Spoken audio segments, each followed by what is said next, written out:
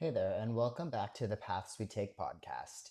Now, before I get started, excuse me about the audio. I am currently recording from my home in my kitchen. The acoustics aren't exactly what I like in my studio, but we're still getting it done.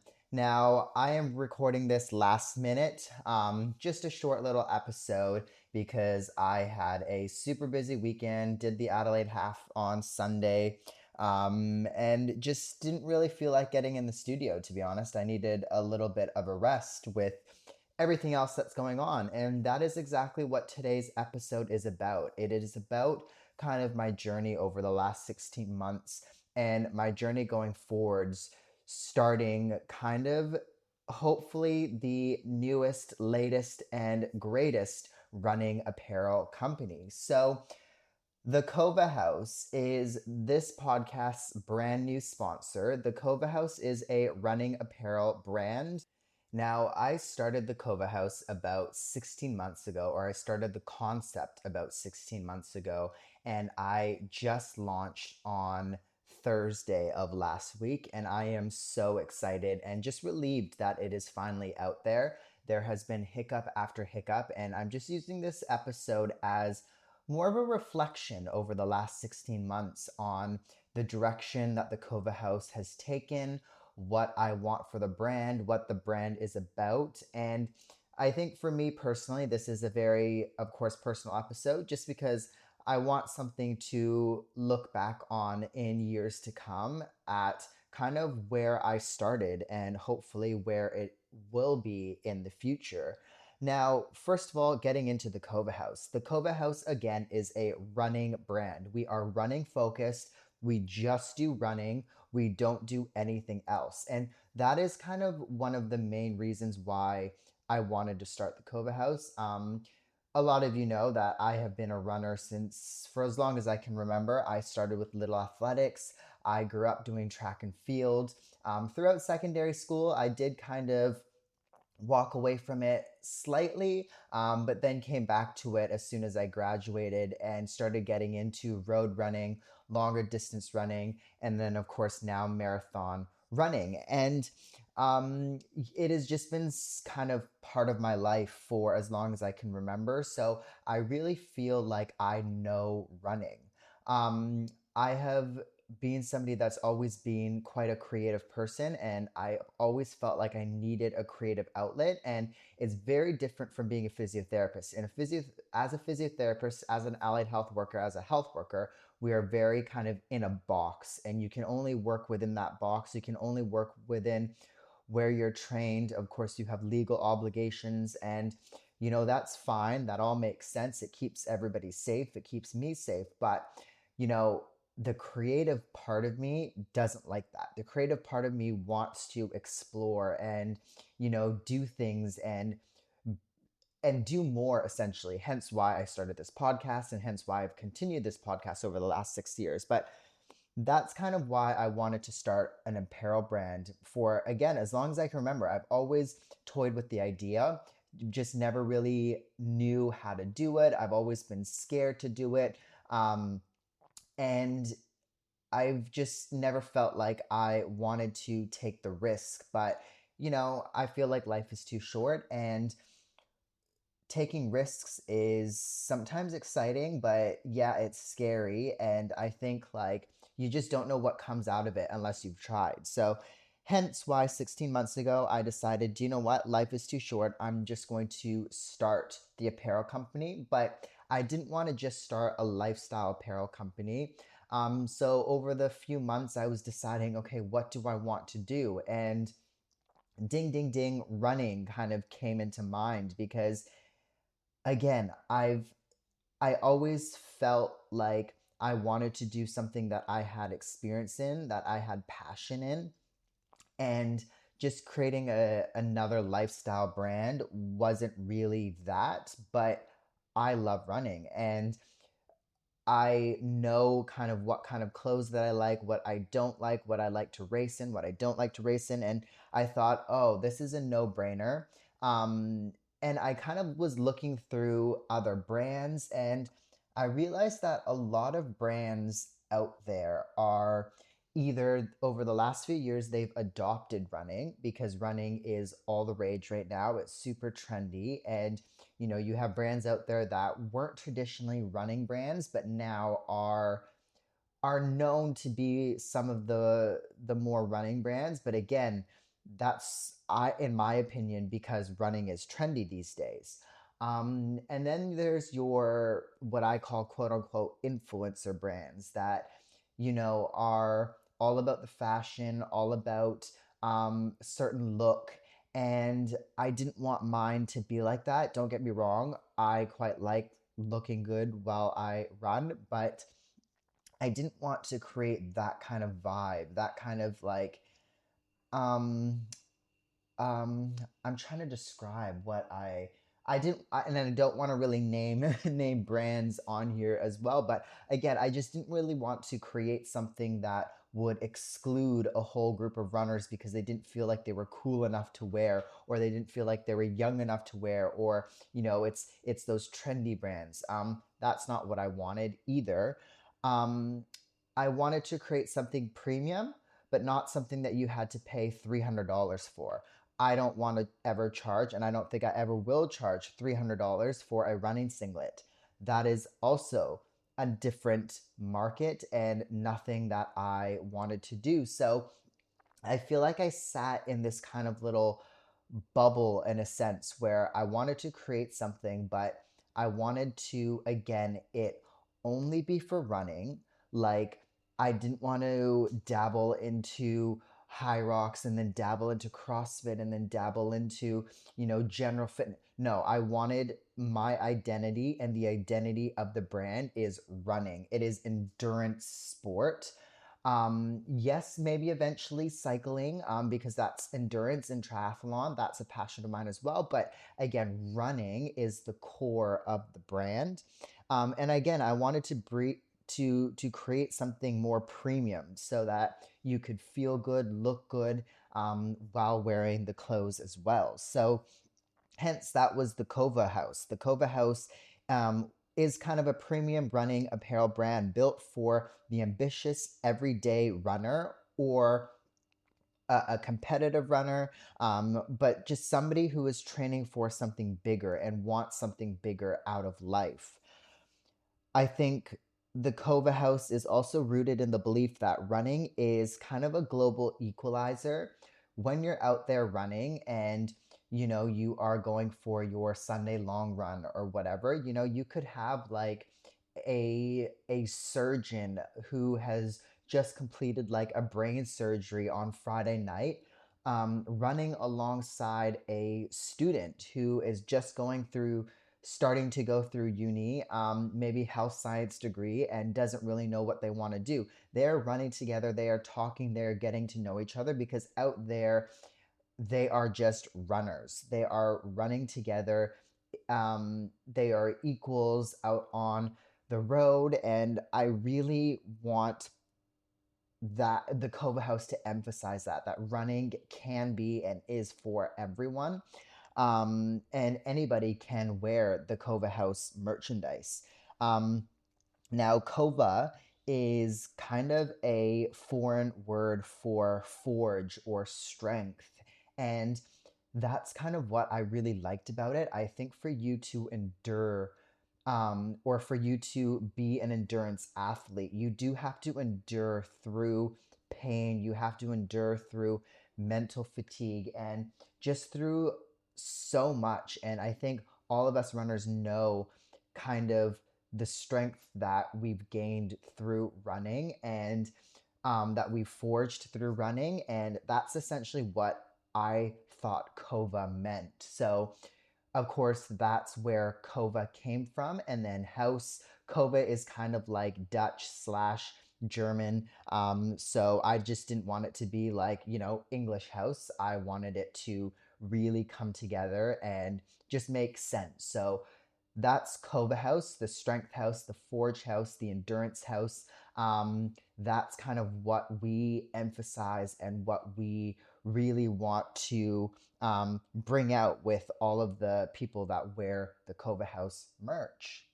Now, I really wanted to just kind of discuss things that I've learned over the last 16 months. Three things, because I think if you're somebody out there wanting to start something, and start something as ambitious and insane as something that I'm doing right now, um, I feel like these are tips that, would have helped me before I started.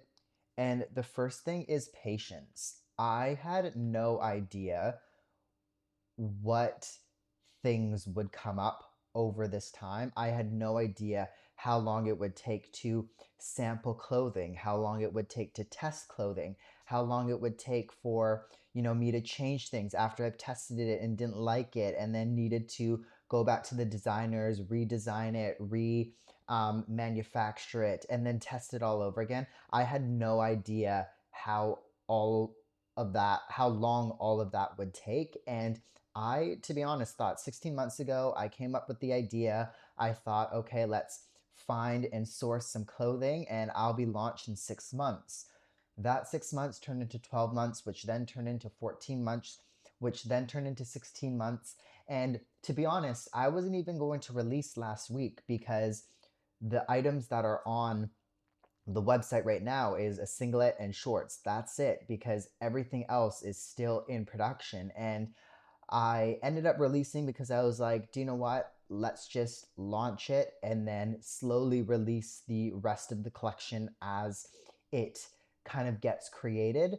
But yeah, I had no idea how long it would take. So I think if you're somebody who's starting something, have your ideal date in mind, but then also have a backup date that's like in the future. Or, I feel like it's important to maybe be okay with penciling in a date, because that is something that I didn't do. I had my date and I thought I worked everything around the date. I started promoting on socials and everything, and then that date didn't roll out, and I was just like, oh, okay, well, this sucks, really. Which leads me to the next thing is don't promote too early.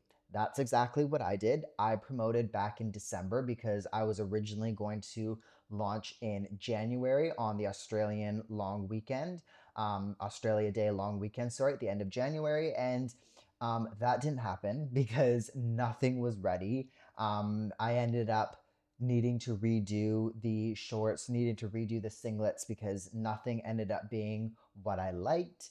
And that put things back a lot. So having promoted everything and then into January, and then I started like a run group as well, just for it all to just fizzle out, the momentum to fizzle out was a bit of a bummer and didn't really build great momentum for the brand or a great look for the brand because it just kind of fizzled out. And then I was like, sorry, don't have a release date anymore because things are kind of back to square one, which sucked. So, yeah, again, have that penciled in mark, but then realistically think how long is it going to take and when should I promote? So that's an important thing because you want to build trust in the beginning and you don't want that to happen. You don't want to be like, oh yeah, never mind, sorry, I'm not launching. um, and the final thing is realistic expectations. I've talked about this on the podcast before. Many guests have talked about it, and that is on launch day, even if you have momentum, even if you're an influencer, even if you have hundreds of thousands of followers or whatever it might be, you're going to launch. And I'm sorry, you're not going to be Nike overnight. You are not going to sell out overnight. You are probably not going to sell out even in a week.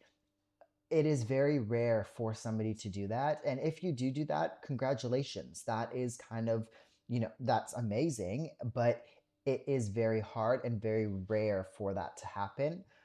Expect it to be a slow burn. Expect for you to need to work for the first 6 months, 12 months.